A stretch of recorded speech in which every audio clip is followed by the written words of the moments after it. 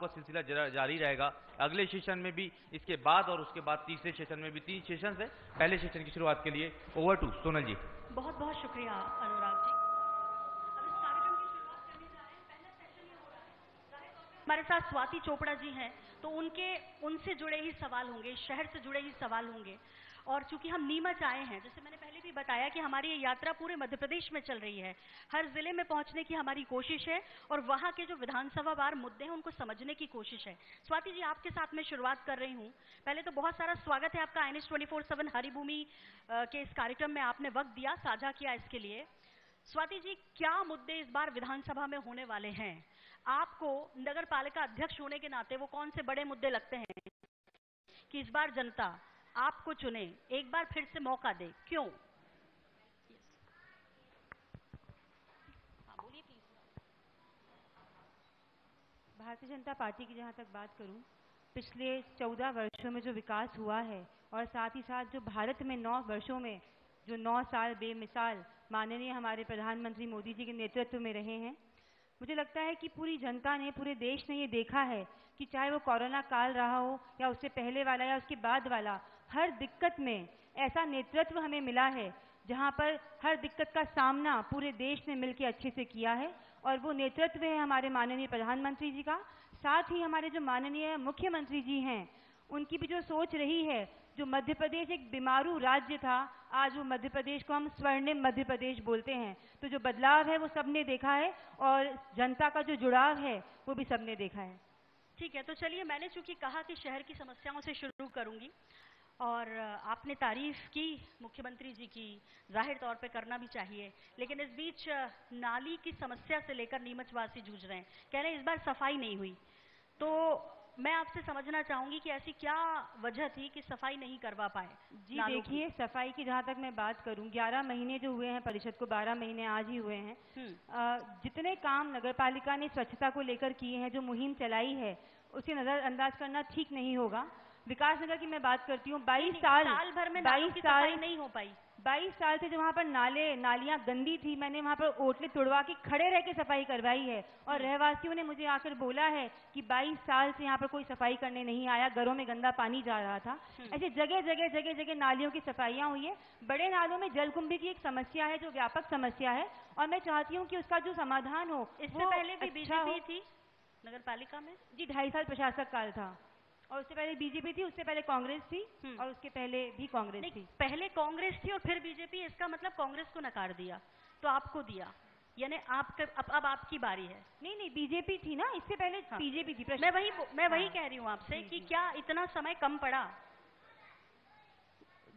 जो आप मुझसे बात कर रही है ना, जिस विषय में नालों की अगर हम बात करें, वहाँ पर जलकुंभी की समस्या जो है वो 1 महीने में नहीं, 10 दिन में वापस ग्रो हो जाती है। तो उसकी सफाई को लेकर बार बार हमने कोशिश करी, लेकिन वहाँ पर जो भी उतरा है नाले में, किसी को, हमारे सफाई मित्र को सांप ने काट लिया। अब मैनुअली सफाई करना पॉसिबल नहीं है और नाले के अंदर कोई JCB मशीन जा नहीं सकती, तो उसके लिए हमने एक वैज्ञानिक तरीका निकालने की कोशिश की है और उसको लैब टेस्टिंग के लिए भेजा गया है। यहाँ की जो जलकुंभी है, मैं बताना चाहूंगी कि जलकुंभी जो होती है वो बहुत प्रकार की होती है और अगर एक पर्टिकुलर केमिकल से ही वो नष्ट हो सकती है, तो जो उसका प्रकार है वो हमने लैब टेस्टिंग के लिए भेज दिया है। ठीक है, मधु बंसल जी, इस पूरे आंसर से आप एग्री हैं?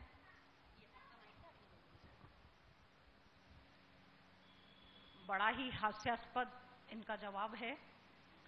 सबसे पहले तो इन्होंने प्रधानमंत्री जी के कार्यकाल की तारीफ करी, जबकि प्रश्न नगर पालिका का है। एनीवे, उनके जो नेता पार्टी का होता है वो तो करते हैं। विधानसभा की चर्चा कर रहे हैं, नाली की बात आ रही हूँ, तो नाली की जो बात आई कि नाली 11 महीने के कार्यकाल में इन्होंने सफाई कराने की कोशिश करी, तो मैं ये बता दूं यहाँ समस्त श्रोताओं को कि इसके पहले भी नगर पालिका पर भाजपा का ही स्वामित्व था या भाजपा की उसमें नगर पालिका अध्यक्ष रहे। अब नालियों की सफाई इनसे पहले भी नहीं हुई।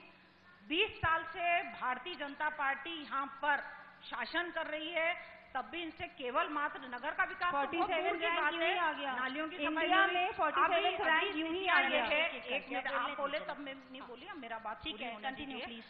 कि नालियों की सफाई में इन्हें ये परेशानी आ रही है कि ये कोशिश करी, इनको खुद को खड़ा रहना पड़ रहा है। बड़ा ही हास्यास्पद है। नगर पालिका में अनगिनत कर्मचारी हैं, अधिकारी हैं, उसके बाद क्या ऐसा कारण आ गया? या तो ये स्वीकार कर लें कि ब्यूरोक्रेसी इतनी हावी हो गई है कि इनकी सुन नहीं रहे, इनकी सुनवाई नहीं हो रही है, इसलिए इनको खड़े रह के नाली का साफ करानी पड़ रही है ना? इसका जवाब मैं देती हूँ। वहाँ पर नाले पे दूसरा देखिए, नगर पालिका जल कुंभी हटाने में असक्षम है। ये इन्होंने स्वीकार कर लिया कि जो व्यक्ति जाता है जलकुंभी हटाने, उसको सांप काट लेते हैं। बड़ा ही हास्यास्पद है कि सांप से डरकर हम नगर की सफाई नहीं कराएं, जलकुंभी नहीं हटा पाए। ये बहुत ही बड़ा हास्यास्पद इनका ठीक है। इसी से जुड़ा मेरा एक सवाल है। ठीक है, वो जलकुंभी नहीं हटा पा रहे, उन्होंने अपनी समस्या बताई। आप तो ये बताइए कि जनता फिर उनको क्यों नहीं हटा पा रही, क्यों बार बार उन्हें ही मौका देती है?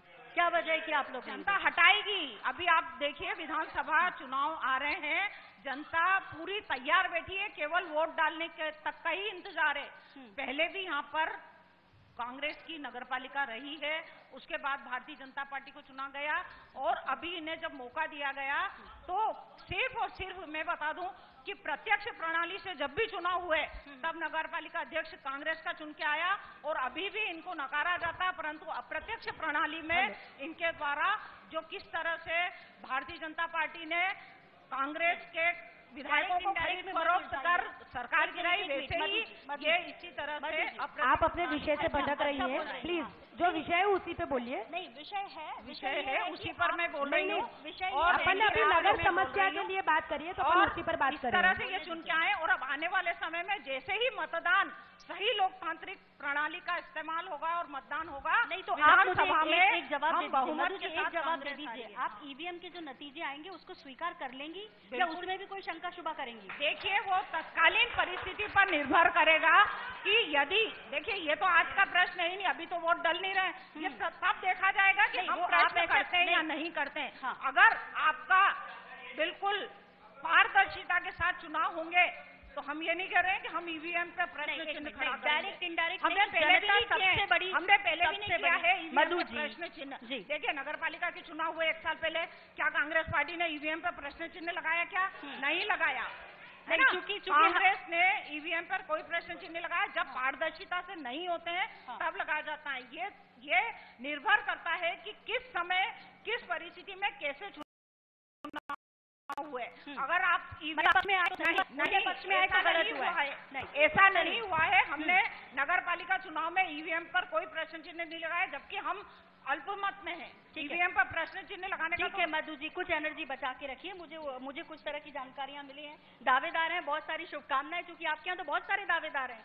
तो मैं तो यही सोच रही हूँ कि इस बार कांग्रेस को मौका मिलेगा, तब कैसे होगा कैसे जब इतने सारे दावेदार हैं। सही लोकतंत्र में जरूरी है ना, दावेदार ज्यादा हो तो छन के आएगी। नहीं, सही दावेदार ज्यादा हो लेकिन जीते तब तो मौका मिले लोगों को। आपस में ही लड़ते रहेंगे मधु जी तो बड़ा मुश्किल हो जाता है जनता को चुनना कि क्या कैसे नजर आया कि आपस में लड़ रहे हैं। ये तो भारतीय जनता पार्टी में भी है और इधर भी है, उधर भी बहुत लंबी लिस्ट है, इधर भी लंबी। अरे योगेश प्रजापति जी भी है, उनको भी कुछ बोल लेने दीजिए, फिर मुझे रोक करना है। जी योगेश जी बताइए, क्या समस्याएं हैं और क्यों इस बार जनता आपको चुने? चलिए, मैडम बोल रही हैं कि बहुत सारे लोग हैं, क्योंकि वाकई में लोकतंत्र की जो परंपरा है उसका पालन होता है, तो इस बार हम चुने जाएंगे। बड़ी कॉन्फिडेंट हैं, क्यों?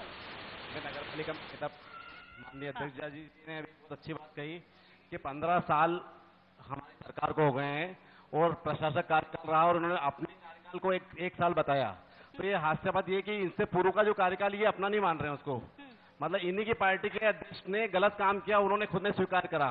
फिर इन्होंने एक और बात कही, प्रशासक कार्यकाल। तो प्रशासक कार्यकाल कांग्रेस का नहीं था, वो भारतीय जनता पार्टी का था, विधायक इनके भारतीय जनता पार्टी के थे। तो उस कार्य ये क्यों नकार रहे हैं? मेरा सवाल इतना है कि काम हुआ नहीं। मेरा सवाल ये है, काम कौन बीजेपी का था, कौन कांग्रेस का था? जनता के लिए काम नहीं हुआ। मेरा काम जनता के लिए बिल्कुल नहीं हुआ। वर्तमान स्थिति ये है कि शहर के हालात बद से बदतर हो चुके हैं। सिर्फ नीमच शहर और नीमच विधानसभा में अगर कुछ होता है तो भ्रष्टाचार होता है, और टोटल चाहे जमीन का भ्रष्टाचार हो, यहाँ तक कि इन्होंने कुत्तों की नस्बत तक में भ्रष्टाचार कर दिया। ऐसी स्थिति आज नगर पालिका के शहर में हो चुकी है। और एक और बात एक मैं छोटी सी बात कहना चाहूंगा। 15 साल इन्होंने बताया और ये पुराना 15 दिग्विजय सिंह जी के पुराने कार्यकाल तो बता रहे हैं, लेकिन जो कमलनाथ जी के 15 महीने रहे उससे कॉम्पिटिशन क्यों नहीं कर रहे हैं? क्योंकि 15 महीने में 15 साल इनके बहुत पीछे रह गए और 15 महीने में इतना काम हुआ कि इनको खरीद के सरकार बनाना पड़ी। मेरा एकमात्र सवाल है कि जिस तेजी के साथ, जिस ऊर्जा के साथ आप अभी कह रहे हैं, ये जनता के बीच जाकर जमीन पर क्यों नहीं कहते? बिल्कुल, जनता इस बार तैयार बैठी है। जिस दिन चुनाव होंगे उस दिन भारतीय जनता पार्टी को पछाड़ देगी और कांग्रेस बहुमत से सरकार बनेगी। कांग्रेस की कितनी तैयारी, एक सवाल है। कांग्रेस से कमलनाथ जी की सरकार। किरण शर्मा जी कुछ काम नहीं हो रहे हैं, जनता काफी त्रस्त है आप लोगों से, क्यों उम्मीद कर रहे हैं? इसलिए खूब पसीना बहा रहे हैं 2023 में। नहीं, देखिए ऐसा कुछ नहीं है, क्योंकि पूर्व में भी भारतीय जनता पार्टी की नगर पालिका थी जिसने बहुत अच्छा काम किया है। ये मान के चलिए कि नीमच शहर जब लोग आते थे तो कहते थे कि वाकई में नीमच का कभी उद्धार नहीं हुआ, नीमच का कभी डेवलपमेंट नहीं हुआ, सुधार नहीं हुआ। लेकिन आज जब नीमच लोग आते हैं तो कहते हैं नीमच की कायाकल्प हो गई है। यदि आप बस स्टैंड देख लें, आप रोड देख लें, कहीं ऐसे मतलब बहुत अच्छी अच्छी चीजें। अभी की वर्तमान स्थिति में बता दूं कि नगर पालिका के ही माध्यम से यदि कोई चीज विधानसभा से भी आती है, एमएलए भी लेके आते हैं तो बहुत बड़ी बात है। हमारे यहाँ पायलट सेंटर खुल गया है, ये नीमच के लिए एक बहुत बड़ी उपलब्धि है। उसके बाद हमारा ये जो मेडिकल कॉलेज खुला है, ये भारतीय जनता पार्टी की सबसे बड़ी देन है। कमलनाथ जी ने दिलवाया है। सुनिए, कमलनाथ जी 15 महीने की सरकार के अंदर ये माननीय प्रधानमंत्री जी की, यहाँ पे भारतीय जनता पार्टी का विधायक जी था, कमलनाथ जी लेके आए। मतलब स्थिति ये थी 15 महीने के अंदर, जबकि हमारा विधायक भी था, एक मिनट हल्ला न करिए। हमारा विधायक नहीं होने के बावजूद भी कमलनाथ जी ने यहाँ पर कांग्रेस किया। कितनी बड़ी बात है। देखिए, कागज पर कोई चीज कमलनाथ जी ने दलगत राजनीति से ऊपर उठ के बात करी। मैडम एक मिनट, कागज पर कोई चीज आना और धरातल पर हो जाना, उन दोनों में बहुत सरकार।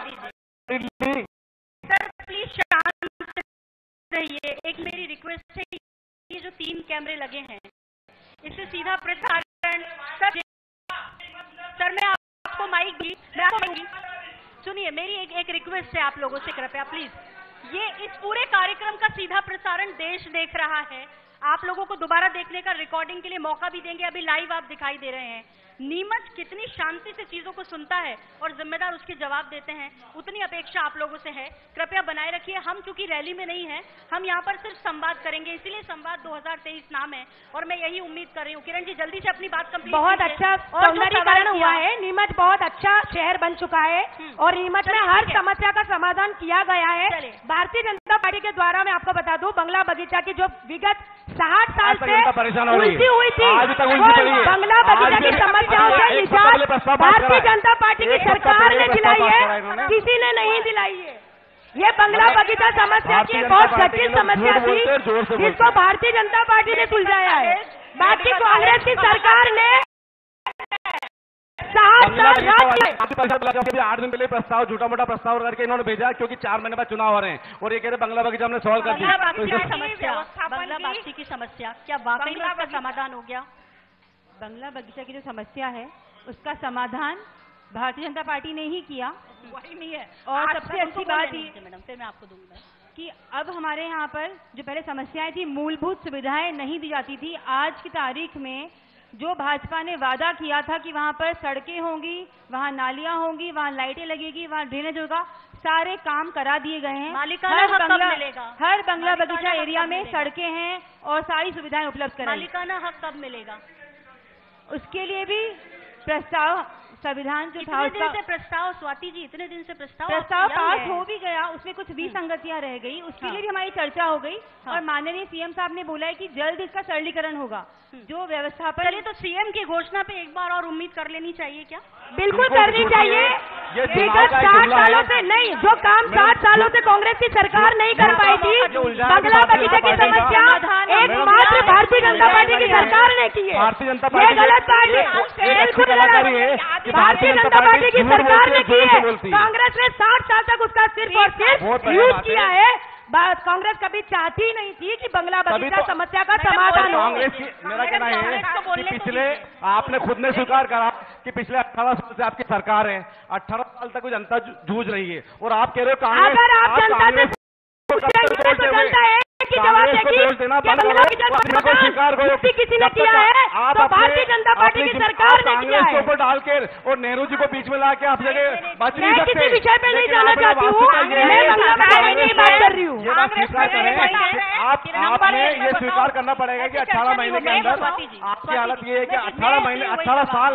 योगेश जी मैं बताऊं, आप उनके प्रति जवाबदार बताना जा रहे हैं, जनता के प्रति जवाबदार। मैं बताना जा रही हूँ से बोलिए, इनकी सरकार के आवाज इतनी तेज है इनकी प्रभारी मंत्री उषा ठाकुर यहाँ नीमच आई और उन्होंने ये कहा कि बंगला बगीचा की समस्या का निदान केंद्र का विषय है।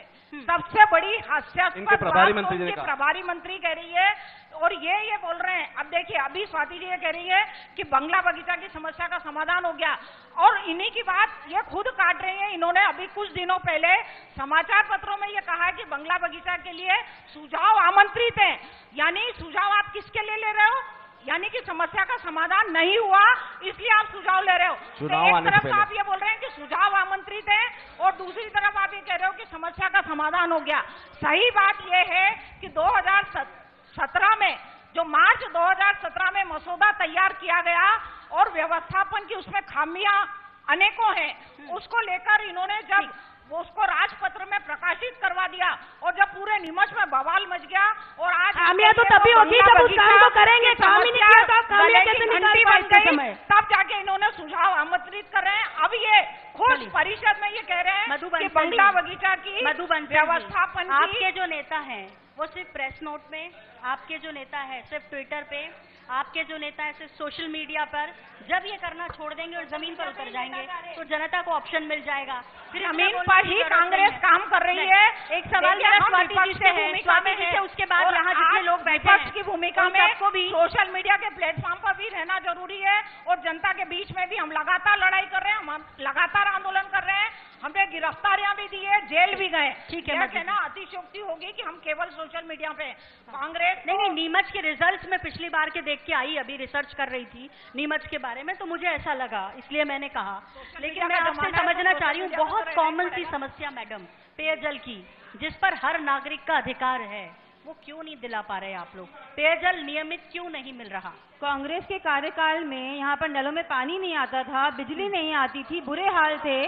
6 दिन में नल आते थे, आज 1 दिन में नल आ रहे हैं। 6 दिन में नल आते थे, 5 दिन में नल आते थे, 5 दिन में, और अब 2 दिन में नल आ रहे हैं। ये बड़ी हास्यास्पद बात है। 19 साल में, 19.5 साल में भी आप कांग्रेस का जिक्र कर रहे हैं। मैडम, आप सबसे बड़ी बात बता दूं, देखिए मैडम, 1 मिनट, सबसे बड़ी हास्यास्पद ये है, योजना के लिए पाइपलाइन बिछाई, लोगों को नियमित पानी कब मिलेगा? सीधा सवाल है मैडम, आरोप नहीं, योजना आपके पास जो भी आ गई है और सारी पेयजल की लाइनें बिछा दी गई है और पानी भी आना शुरू हो गया है, ट्रांसफार्मर भी लग गया है। अच्छा, एक और काम कभी नहीं हुआ। जिस तरह से जानकारी मिली योगेश जी, जिस तरह से मैं आप ही के सवाल कर रही हूँ सर, आप लोग उठाया करें तो हमारे जो पानी मिल रहा है वो भी जाजू जी के, हमारे कांग्रेस के नाम पर, सीताराम जी जाजू के नाम से चल रहा है। मतलब वो तक पानी नहीं ला पाई है। गांधी सागर डैम पानी लाने की बात कर रहा है, 18 साल में नहीं ला पाए। इतना बड़ा झूठ बोल रहे हैं कि पानी मिल रहा है, तो सीधा सीधा झूठ आपके सामने है कि पानी मिल रहा है। एक दिन छोड़ के एक दिन पानी मिल रहा है। मैंने एक बात शुरुआत में कही, आपके यहाँ लोग बहुत हैं और इसीलिए एक दूसरे की आवाज नहीं सुन पा रहे। आपके लोग बैठे ना इधर, आपकी आवाज नहीं सुन पा रहे। एक एक करके बताइए क्या पूछना चाहती है स्वाति जी से? मधु जी को पूछने दीजिए। योगेश जी, देखिए, मैं इनको ये बताना चाहती हूँ कि हमारे परम आदरणीय जो संविधान के भी जो सदस्य थे सीताराम जी जाजू के नाम से वो डैम बना हुआ है, पूरा नीमच जानता है, भारतीय जनता पार्टी भी जानती है, केवल उसी का पानी ही सप्लाई नीमच में हो रहा है। ये कह रहे हैं कि कांग्रेस ने पानी नहीं पिलाई, नलों में पानी नहीं आ रहा है, ये बड़ा ही हास्यास्पद है। 20 साल में कमलनाथ जी ने पैसा सैंक्शन करा था उसका, और ये आज उनके जो वहाँ अवैध जगह आप उसे भी लीगल कर रही है, टंकियां किसने लगाई? टंकियां लीजिए, आप उसे भी लीगल कर रही हैं जो अवैध तरीके से हो रही है, तो नीमच वासी की प्यास कैसे बुझेगी? उसको लीगल नहीं किया जा रहा है। नहीं, आप ऐसा आप कुछ प्लान कर रहे हैं आप लोग? देखिए ना, विवेक की बात है और समझदारी की बात है। हाँ, है ना, मुझे लगता है कि जैसे हम बात कर विधायक जी ने जाकर ऑब्जेक्शन लिया कि ना उसको, नहीं, कलेक्टर साहब ने हमें बोला और ये चर्चा हुई कि जब वहाँ अवैध खेती हो रही है और पानी की चोरी हो रही है और 91 से पहले वहाँ पर उस जमीन को रेंट पे, लीज पे दिया जाता था, और 91 में क्योंकि वहाँ पर अल्प वृष्टि हुई और कम बारिश की वजह से वहां पर उस समय निर्णय लिया गया तत्कालीन कलेक्टर द्वारा कि अभी वहां पर खेती रोक दी जाए। जब वैध खेती रुक गई तो इतने वर्षों से वहां अवैध खेती हो रही है, और अवैध खेती अगर नहीं रुकेगी तो पानी की चोरी भी होती रहेगी। तो हमारा उद्देश्य अवैध खेती रोकना होना चाहिए। नीमच वाला पानी कैसा मिलेगा, ये भी एक सवाल है। मेरे सहयोगी इस वक्त आप लोगों के बीच में जो सवाल होगा, मनीष जी इनको माइक दीजिए। हेलो, दे दीजिए। आपने नीमच सरजमी पे आपका संवाद रखा, मैं आपको धन्यवाद देता हूं आपके चैनल के माध्यम से। लेकिन मेरा पूर्व पार्षद वार्ड क्रमांक 20 होने के नाते एक सवाल है। बोरा गली में पिछली बार किससे सवाल है सर? मेरा अध्यक्ष जी से भी और आपसे भी जी, पूरे आप और जनता से सुनने का सवाल है कि अच्छे से सुने, क्योंकि इन्होंने पहले ही सिखा के लाए कि जैसे ही अच्छा दमदार सवाल आए चिल्लाने लग जाना। किराए के टट्टू भी हैं यहाँ। नहीं, लोग तो आपके ज्यादा हैं। लोग आप ही के लोगों की तरफ इशारा कर रहे हैं। आप बहुत बढ़िया तालियां बजाइए भाजपा वाले। किराए के भी हैं। चलो सुनो आप, मैं ये बोल रहा हूँ कि बोरा गली की एक सड़क है जो वार्ड क्रमांक 20 विषय से न भटके, जो मैडम ने सवाल किया उसका आंसर दे। सवाल करने मैडम, आप तो बिल्कुल पहली बार पार्षद बनी हो, आप सांस लो जरा। विपक्ष को बोलने दीजिए। बोरा नहीं, मैं भी जनता के बीच में हूँ। बोलिए सर, सवाल कीजिए। पूर्व पार्षद होने के नाते बोरा गली की जो सड़क है वो बिल्कुल खराब हो रही है। और एक सवाल ये, दूसरा सवाल पानी का। इससे पहले हमारे नगर पालिका अध्यक्ष बीजेपी के थे, मैं पार्षद था, जब उन्होंने वादा करा था कि 3 मंजिल पे पानी पहुंचाएंगे, 1 मंजिल पे पानी नहीं आ रहा, भ्रष्टाचार। और वो कांग्रेस की 33 करोड़ की योजना थी, वो कांग्रेस के लोग लेके आए थे नीता दुआ के टाइम। लेकिन उसका सवाब उसका सिरे इन्होंने लूट लिया, लेकिन 3 मंजिल तक वो पानी आज तक नहीं आ रहा है। देखिए, केंद्र सरकार की एक बहुत बड़ी योजना थी अमृत योजना, जिसके तहत शहर को सुंदर और विकसित करने के लिए 600 करोड़ रुपए केंद्र सरकार से नीमच को दिए गए थे। जब भारतीय जनता पार्टी की सरकार थी पिछली, राकेश पप्पू जी जैन इसके अध्यक्ष थे, उस अमृत योजना के तहत हमने पूरे नीमच के अंदर नई पाइपलाइनें बिछाई थी। और पानी की सुविधा, जब कांग्रेस के समय में 6 दिन में नल आते थे मैडम, आज की स्थिति यह है कि हर दूसरे दिन नल आ रहे। जोरदार तालियां बजाइए, क्योंकि 2 दिन के अंदर पानी पिलाना बहुत बड़ी बात है। हर 2 दिन के अंदर पानी आ रहे हैं, ये गलत बात है। जब वो 2 दिन में पानी आ रहे हैं, पर्याप्त रूप से लोगों को पानी मिल रहा है। पानी मिलेगा, लेकिन हार की स्थिति ये है कि पानी जनता को नहीं मिल पा रहा है।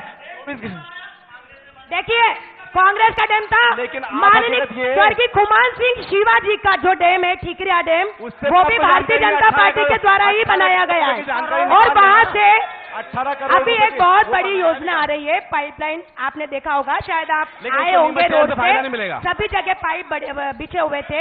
एक बहुत बड़ी स्पेशल योजना जो चंबल से चल के आ रही है, अमृत मिशन। बिल्कुल, अमृत मिशन के तहत पाइपलाइनें डल रही है। आपने देखा होगा, जगह जगह रोडों पर पाइप डले हुए हैं। उसका कार्य प्रगति पे चल रहा है, उसका कार्य प्रगति पे चल रहा है।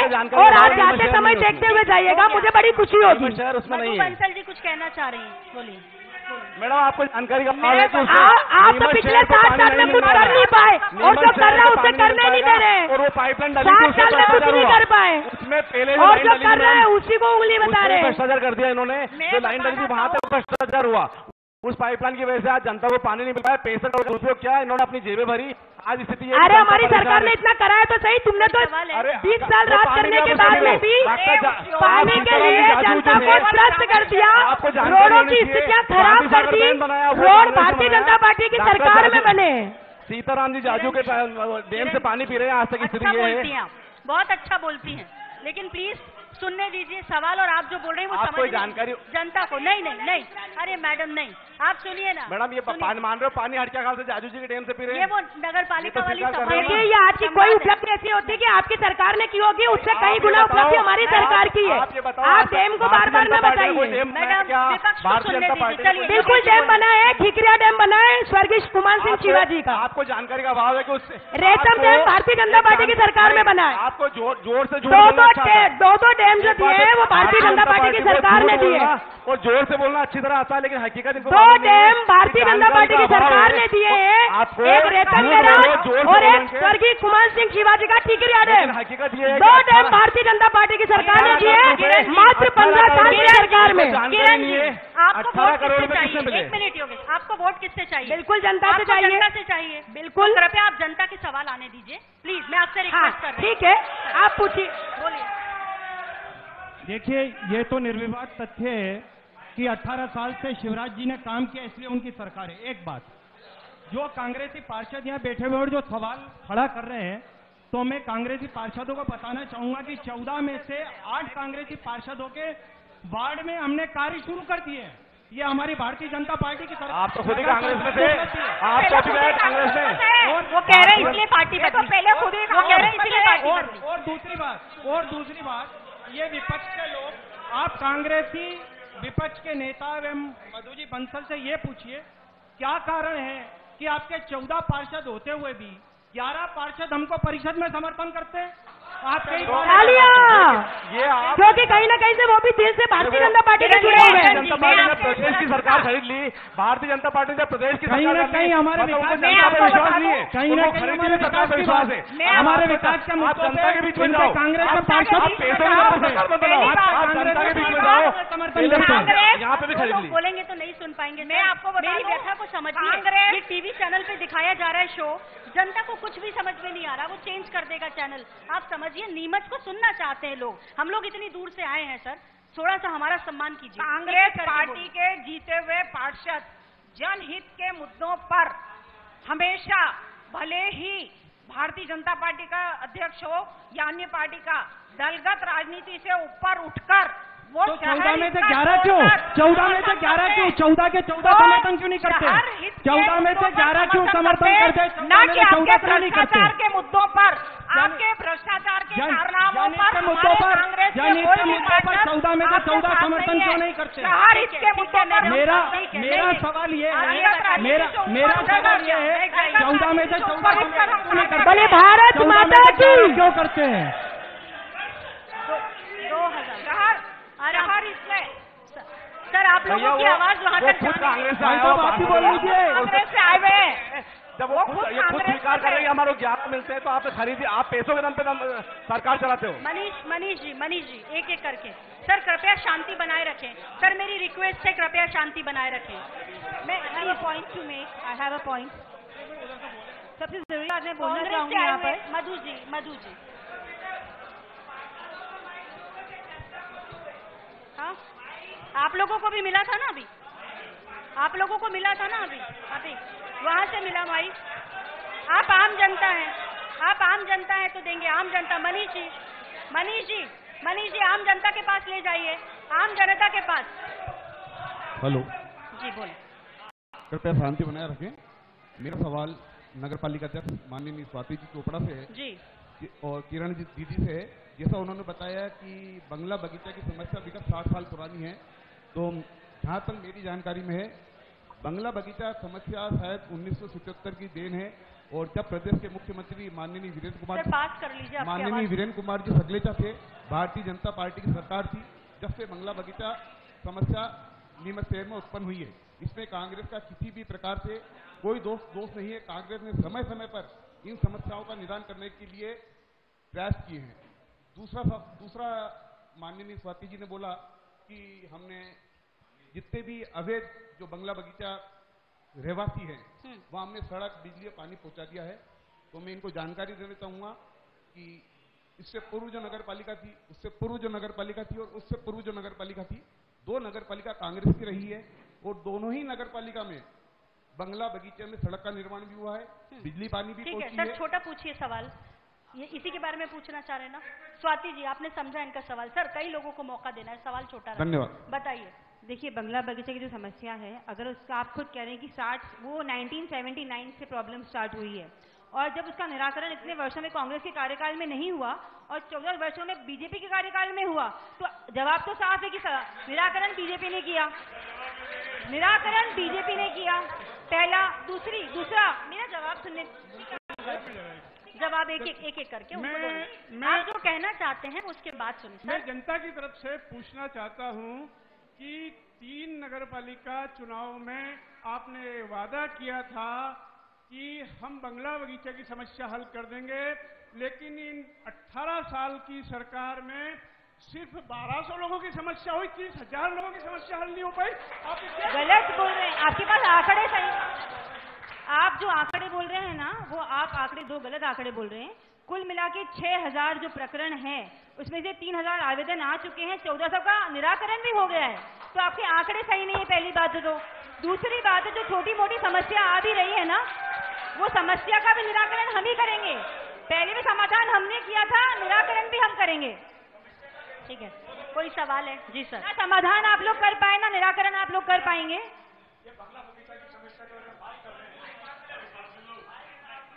मेरा बहुत नम्र निवेदन है अध्यक्ष जी से कि इनके ससुर जी जब नीमच नगर पालिका के वरिष्ठ पार्षद थे, वो कभी पार्षद नहीं रहे थे, मैंने आप सुन लीजिए मेरी बात, थे उस समय पार्षद थे जब थे उस समय नीमच नगर पालिका ने, जिसमें भारतीय जनता पार्टी के वरिष्ठ पार्षद थे, मतलब ऊपर से बनाया गया एल्डरमैन थे ना, से सवाल की भारतीय एल्डरमैन, हाँ। और उस समय आज से लगभग 40 वर्ष पूर्व बंगला बगीचा के लिए एक प्रस्ताव पास करके किया गया था।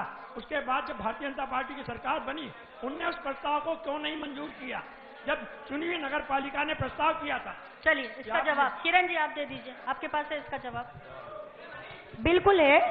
देखिए, विगत 15 साल से जब से भारतीय जनता पार्टी की सरकार बनी है, माननीय शिवराज सिंह जी चौहान, तब से लेकर 18 साल हो चुके हैं, लेकिन कार्यकाल अभी है बाकी, है ना। जब तक आचार संहिता नहीं लगती तब तक अपन समाप्त नहीं कर सकते। 2 महीने में हो जाएगी। तब माननीय मुख्यमंत्री शिवराज सिंह जी चौहान के द्वारा ही इस जटिल समस्या का समाधान किया गया था। आप नीमच की किसी भी जनता से पूछ सकते हैं, उससे पहले कभी इसका समाधान नहीं हुआ था।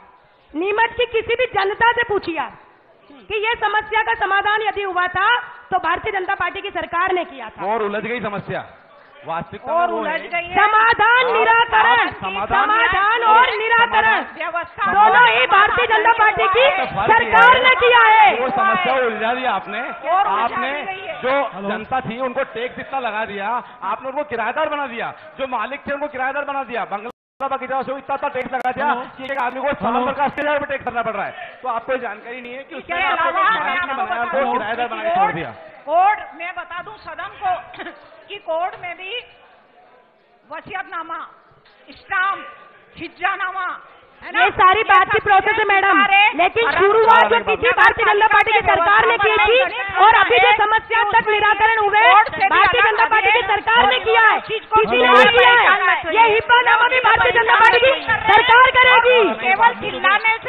केवल चिल्लाने से समस्याएं कभी भी खत्म नहीं होगी। आप स्वीकार कर लीजिए, समस्या का समाधान एकमात्र भारतीय जनता पार्टी की सरकार ने किया था।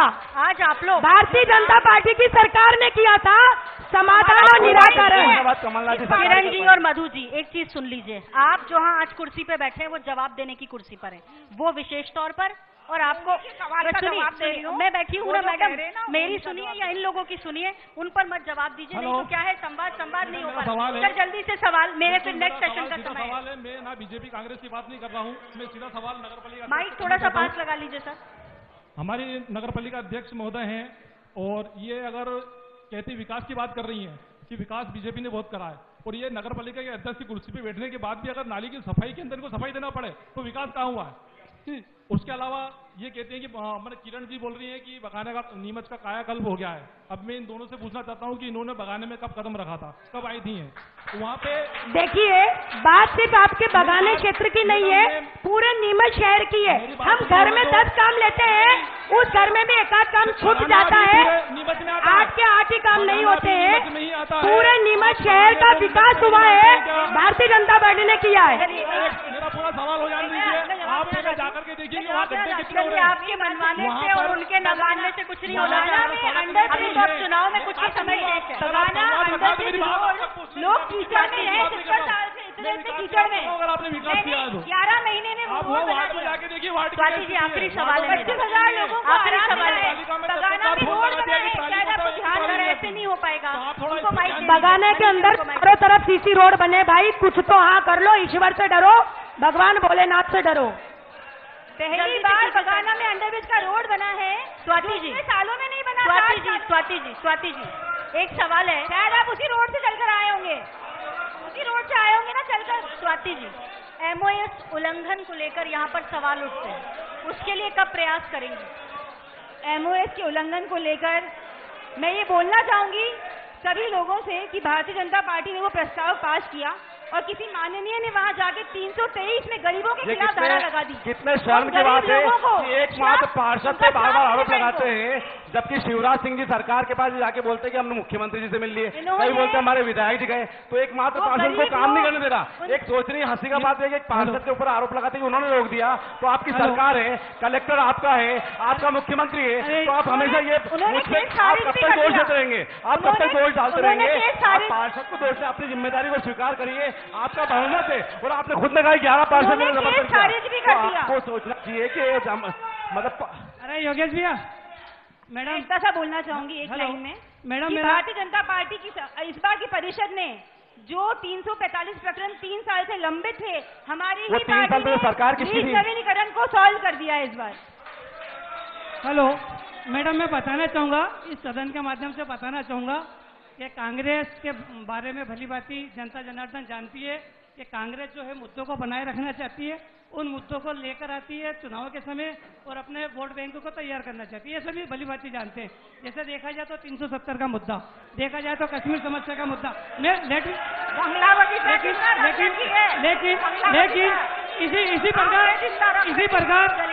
इसी प्रकार मैडम प्लीज भी सुना, इसी प्रकार बंगला बगीचा समस्या का समाधान बीजेपी सरकार ने करा है और अभी भी इस सदन में भरे सदन में बताना चाहूंगा कि बंगला बगीचा का समस्या का समाधान के तहत रुकिए, यहाँ पर विधानसभा के जो कांग्रेस के दो दावेदार बैठे हुए, विधानसभा कांग्रेस के दो दावेदार यहाँ बैठे हैं जो बंगला बगीचा पे एनर्जी बचा के रखिए,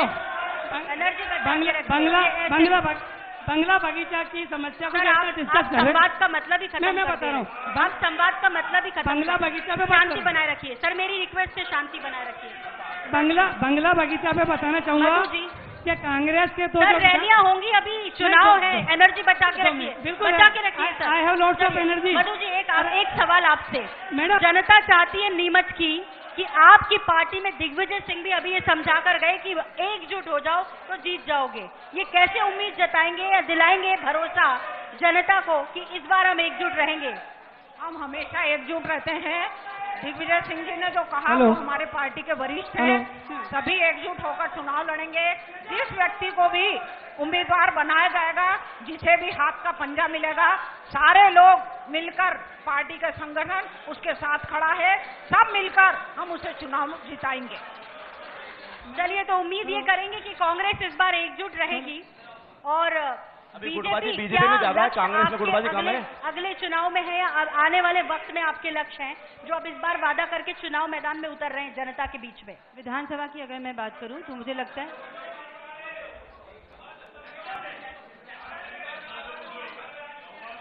सर मुझे कुछ कर लेने दीजिए, मैं एंकर यहाँ पे बैठी हूँ, मुझे कुछ कर लेने दीजिए सर। मैडम क्या चुनाव, क्या लक्ष्य है आपके? वर्षों में 4 लाख किलोमीटर से ज्यादा की सड़क का निर्माण हमारे मध्य प्रदेश में हुआ है। मध्य प्रदेश गेहूं के निर्यात में नंबर 1 बना है।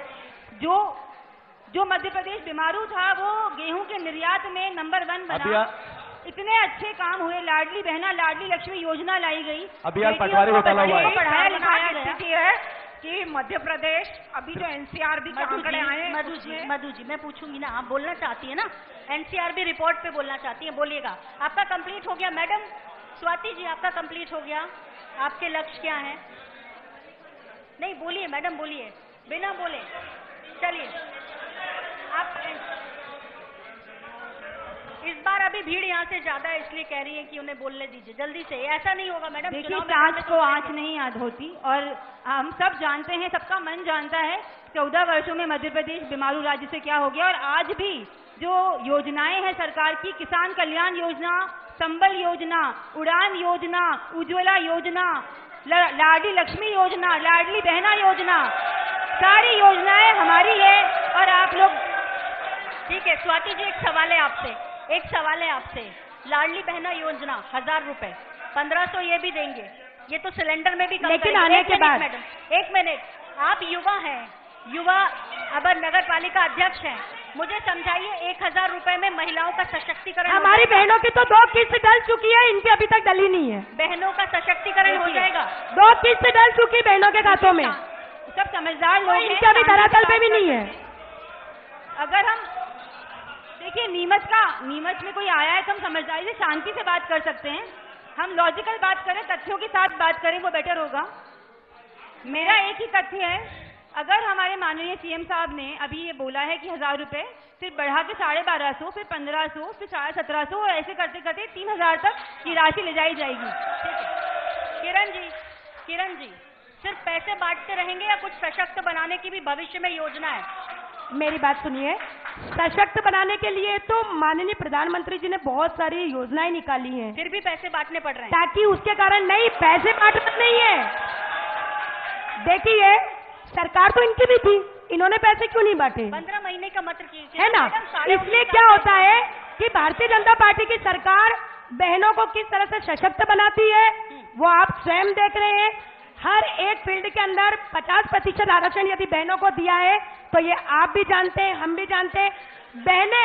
जो बहनों के पास रुपया पैसा नहीं होता है, जो बहनें 100 रुपए के लिए, मुझे लगता है शायद हम लोगों के परिवार में भी ऐसे होंगे जो समय पर नहीं दे पाते, लेकिन शिवराज सिंह चौहान ने एक बेटा, एक मामा, एक भाई बनने के नाते अपने इस तोहफे को दिया, और वो भी राखी के दौरान जब हम जनता के बीच में गए तो बहनें खुश होकर बोली कि हमारे भाई ने साड़ियों के लिए हमारी 2 किस्त डाल दी। जब इनकी आएगी तब देंगे, सही बात है, सरकार सत्ता में।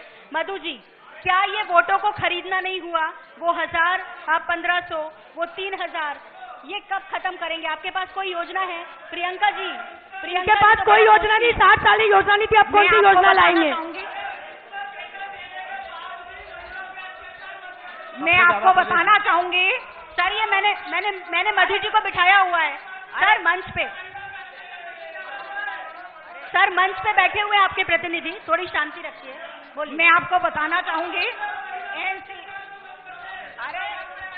आप बोलिए। एनसीआरबी के आंकड़े मैं सदन को बताना चाहती हूँ, जो आंकड़े कांग्रेस ने जारी नहीं करे, जो सर्वे एक मिनट आई है, मधु जी सॉरी मैं आपसे पूछ रही हूँ कि क्या 1000 रुपए में वो वोट खरीद रहे हैं, तो क्या 1500 रुपए में आप वोट नहीं खरीद रही? मेरे पहले सवाल का जवाब एनसीआरबी पे मैं आपको बता दूं कि या तो वो जो तालियां बजाने वाले हैं वो ये स्वीकार कर ले कि पहले योजना लाडली बहना आपको क्यों शुरू करनी पड़ी। आज 20 साल हो गए हैं मध्य प्रदेश में भारतीय जनता पार्टी का शासन है। आपको चुनाव 18 महीने होते ही 18 महीने के अंदर इनकी सरकार ने सारी योजनाएं बंद कर दी थी, और इसीलिए मध्य प्रदेश की जनता ने इनकी सरकार को उठाकर फेंक दिया। आप पूरी बात सुने। दूसरा मैं बताना चाहती हूँ, 18 महीने का कार्यकाल बड़ा ध्वस्त था। महंगाई, भ्रष्टाचार में आप जीजाजी को लूट रहे हो, इधर बेना के खाते में 1000 डाल रहे हो, उधर महंगाई में जीजाजों को लूट रहे हो। ये पूरे प्रदेश की जनता मात्र 18 महीने की सरकार में इन्होंने सारी योजनाएं बंद कर दी थी, और जैसा शिवराज सिंह चौहान आए सारी योजनाएं चालू कर दी, चाहे वो संबल योजना हो, कन्यादान योजना हो। आपने योजनाएं क्यों बंद करी 18 महीने की सरकार में? 18 महीने की सरकार में, चलिए ठीक है, क्योंकि एक अपेक्षित है नीमच से। और एक बात और बता दूं माननीय जादू जी, सुन लीजिए, ये आपकी नगर निगम की सभा नहीं है मैडम। जो पेंशन 300 रुपए थी, कमलनाथ जी ने कहते नहीं है, करके बताते हैं 300 रुपए की। मधु जी मेरी रिक्वेस्ट है आपसे, ठीक है, यदि आपको रैली नुमा कार्यक्रम को रखना है तो आपको मौका मिलेगा। अभी चुनाव प्रचार में उतरना है, आप लोग उसकी एनर्जी बचा के रखिए। आपने सवाल पूछा, मैं उसका मैं इसीलिए कह रही हूँ, प्लीज किरण जी प्लीज, अब मैं रिक्वेस्ट करूंगी मैडम, कुछ भी आवाज टीवी पर आप लोगों की नहीं जा रही है, हमारी दुविधा को समझिए। इतनी दूर से हम चलकर आए छत्तीसगढ़ से, थोड़ी जनता से भी निवेदन कर लीजिए, इन लोगों के बहुत चिल्ला रहे हैं, थोड़े शांत रहे। नहीं आपको प्लीज है। चलिए एक छोटी सी एनसीआरबी का सवाल था, महिलाओं की इज्जत करना चाहते हैं, उनका सम्मान करना चाहते हैं, तो क्या उनके जिस तरह से उनके साथ अत्याचार हो रहे हैं, डोमेस्टिक वायलेंस भी बहुत हो रहा है, उसके लिए आप कुछ कर रहे हैं? एनसीआरबी के आंकड़ों में मध्य प्रदेश लगातार डोमेस्टिक वायलेंस, महिला उत्पीड़न में। ठीक है मैडम, पूछिए आपका सवाल। स्वाति जी, सबसे पहले मैं बताना चाहूंगी, मैं फैक्ट एंड फिगर से बात करती हूँ। 911 बालिकाएं होती थी 1000 बालकों पे, लेकिन मध्य प्रदेश में अब जब सरकार आई और राशि जो दी जा रही है, जो महिलाओं को सम्मान दिया जा रहा है, जो लाडली लक्ष्मी, मैडम ये एनसीआरबी का जवाब नहीं है। मैं बता रही हूँ, आगे इसी पे आ रही हूँ। कोई जवाब तो कहीं ना कहीं महिलाओं को सम्मान मिल रहा है जो आप आप बता रही हैं। आज की तारीख कांग्रेस के समय में इतने क्राइम हुए हैं। चलिए तो अब चूंकि सेशन अगले सेशन का वक्त हो रहा है जाहिर तौर पर, और मैडम एक आखिरी सवाल, मेरा एक सवाल रह गया था मैडम। अभी जो पहले व्यापम घोटाला हुआ, आज पटवारी मेरा घोटाला एक हुआ, सवाल, तो अरे आप लोगों ने तो इतने घोटाले किए कि लिस्ट लंबी है। घोटाले पे युवाओं की आप लोगों ने तो 172 घोटाले किए। इसके बाद सकलेटा जी आएंगे, 172 घोटाले सकलेटा जी मंच पर सरकार होंगे ने और किए। उनसे सवाल किए जाएंगे।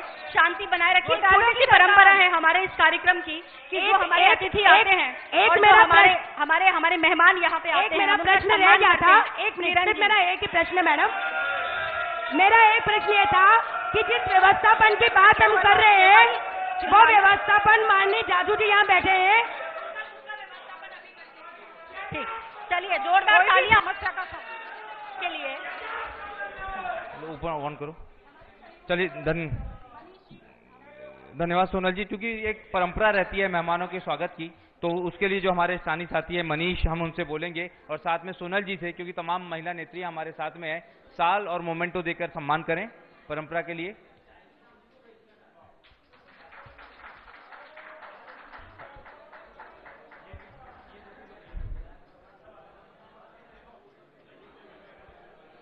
इसके बाद दो बेहद महत्वपूर्ण सेशन है जिसमें वर्तमान में जो कांग्रेस और भारतीय जनता पार्टी के तमाम सीनियर लीडर्स हैं वो मौजूद रहेंगे, और उसके बाद आखिरी सेशन में जो मंत्री हैं आपके क्षेत्र से ओम प्रकाश सकलेचा जी वो मौजूद रहेंगे। लेकिन ये परंपरा हमारी रही है कि हम जो भी अतिथि हमारे साथ मौजूद होते हैं उनका साल और मोमेंटों से सम्मान करते हैं, और उसी परंपरा को आगे बढ़ाते हुए हम यहाँ पर नगर पालिका अध्यक्ष और तमाम अन्य नेताओं को, चाहे वो भारतीय जनता पार्टी से हों, कांग्रेस से हों, उन सभी का सम्मान यहाँ पर करने जा रहे हैं। जी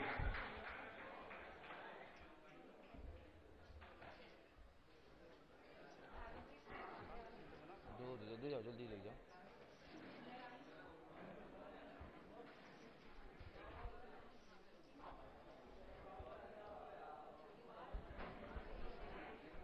अगले सेशन के लिए भी हम जो हमारे गेस्ट हैं मैं उनके संदर्भ में आप लोगों को बता दूं, जो यहाँ पर हमारे साथ मौजूद होंगे उसमें